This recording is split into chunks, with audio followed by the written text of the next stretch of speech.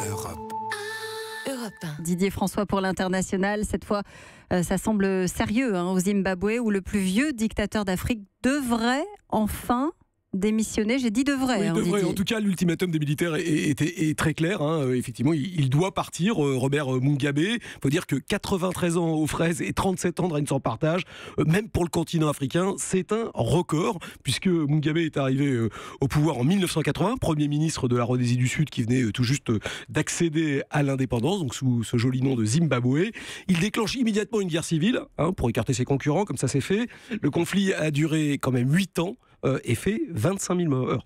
Oui, donc dès le départ, ça n'était pas bien parti. Oui, mais alors à l'époque, Robert Mugabe avait joué un coup de génie, puisqu'il se présentait en protecteur des fermiers blancs face à ses opposants qui, eux, exigeaient la redistribution de leurs terres, ce qui lui a évité des remontrances un peu trop fortes des Britanniques. Alors il faut quand même préciser que quand on parle de fermiers blancs, on parle en fait de 4 500 familles, 1% de la population du pays, qui détiennent 30% des terres cultivables, d'immenses propriétés, des domaines extrêmement rentables, alors qui nourrissaient le pays en faisant rentrer énormément d'argent dans les caisses grâce à l'exportation. C'est quand même 80% du produit national brut.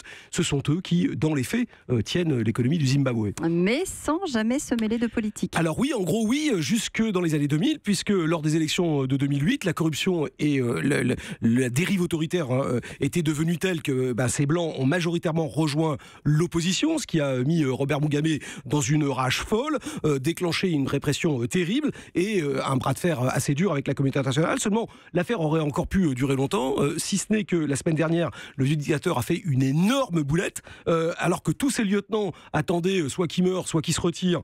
Eh bien, il a tenté de leur imposer sa femme, Grace, pour lui succéder. Et là, évidemment, les caciques du régime ont immédiatement réagi. L'armée s'est déployée dans les rues pour exiger un passage de flambeau dans les règles au vice-président qui s'appelle Emerson Mnangagwa. J'y suis arrivé, je suis désolé. C'est un apparatchik de 75 ans. La démocratie pourra donc attendre. Oui, et donc ça devrait logiquement se faire dans la journée. On va suivre ça avec beaucoup de... On va rentrer sur un énorme bras de fer. Europe. Europe 1.